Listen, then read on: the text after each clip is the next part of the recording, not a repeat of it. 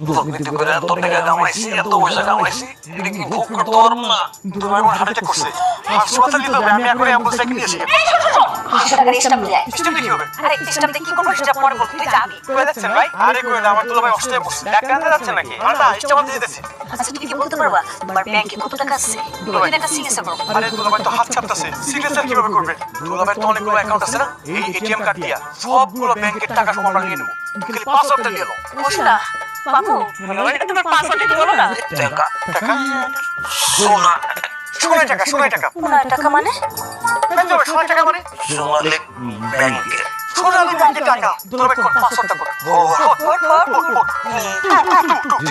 Zero দুলা ভাই তো নাই। এইটা না বলে সে কিভাবে শ্বাস-প্রশ্বাস বন্ধ করে দেয়? তাড়াতাড়ি যা, বন্ধ করে দে। তুই ছায়া থাকস কেন কি কবি ক